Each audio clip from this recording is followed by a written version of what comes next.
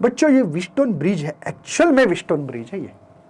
जब भी ऐसा दिखे तो मैं प्रूव करके दे रहा हूं, आप देख लेना। मैं इस टर्मिनल को ए बताऊंगा, चलेगा? ए बी सी, नाम कुछ भी दे सकते, ए बी सी डी। समझ में आ गया क्या फर्क हो रहा है? अब मैं यहां पे 4 पॉइंट व्हीटस्टोन ब्रिज जैसा मुझे पता है, ऐसा जब भी 5 रजिस्टर दिखते हैं व्हीटस्टोन ब्रिज ही होता है हमारे फिजिक्स में तो हमारे मतलब आपका भी है चलो सर, एक टर्मिनल ए लिखते, एक बी सी, ऐसे करते, चलो इसको ए बोलते, बोलो। देखो ए, ये बी, ए और बी के बीच में देखो, हाँ ए और बी के बीच में ये है 6 है, दिख रहा है? देखो ये ए है तो ये भी ए है, ए बी के बीच में 6 है, लिख दिया मैंने 6 ओम। बी और यहाँ पे ए बी, एक ऐसा निकालता हूँ सर, ए बी सी करो या डी करो, आपकी मर्जी। ए बी सी, चलो सी लिखता हूँ इधर, चलेगा? क्या फर्क हो रहा है? आपकी मर्जी, जो भी निकालना है ना? या सी इधर निकालो, डी इधर, हमारे, चलो सी लिखते हैं यहाँ पे, चलो कोई प्रॉब्लम नहीं, एक ही बात है भाई, सी लिखो। अब देखो बी और सी के बीच में क्या, बी और सी के बीच में नहीं, ये नहीं करना, इधर ही लिखना पड़ेगा, इसको डी ही बोलना पड़ेगा, ठीक है ना? क्योंकि बैलेंसिंग लग रहा है, हमारे इसमें बैलेंसिंग होता ही होता है। बी और डी, बी और डी दिख रहा है? देखो ये पर, ये देखो ये बी और डी 4 है, ये 4 हो बेटा, ठीक है? सी पॉइंट यहां लिखता हूं, चलेगा? ये सी, ए और सी के बीच में देखो, अभी ए और सी के बीच में, ये नीचे वाला देखो, ये देखो ए और सी के बीच में ये 6 है सर, ठीक है? अब बचा क्या सर? सी और डी के बीच में, सी और डी के बीच में 4 ओम दिख रहा है यहाँ पे, 4 ओम। बचा कौन था सर? अब ये हो गया। बी और सी के बीच में 10 है, देखो,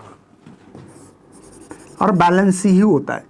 एक बात ध्यान रखना सर, ये आपको कैसे पता लगा कि इसको ए बी के बीच में ये ही है, इसको मैं सी और डी के बीच में इधर क्यों नहीं लिख रहे?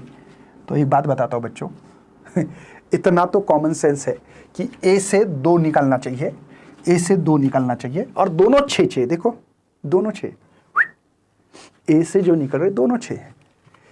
एक पॉइंट ऐसा ले लो डी, डी से भी 2 हुई, 4, देखो यहाँ पे भी 4, यहाँ पे भी 4 दिख रहा है, ये दिख रहा है ऐसे 4, तो बीच में 10 ही आना चाहिए।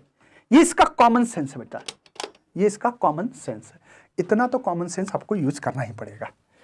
और ए और डी ये जो लगा रहा हूं ना, ये बैटरी को लगाना है, कोई टेंशन तो नहीं भाई, हायर लोअर, ये 12 वोल्ट बैटरी, ये बना व्हीटस्टोन ब्रिज। अब current in the form of battery, इस बैटरी में से कितना निकला? ये बैलेंस ब्रिज है ही होता है, अनबैलेंस के पीछे गिरना ही नहीं है, हमारे सिलेबस में नहीं। बैलेंस है क्या? देखो 6 बाय, देखो इसको हम लोग ऐसे बोलते हैं ना भाई, पी, ये क्यू, राइट है, ये यस और ये आर। याद आ रहा है बेटा? याद आ रहा है? बैलेंसिंग नहीं, देखो 6/4, यहाँ पे भी 6/4, मतलब बैलेंस है।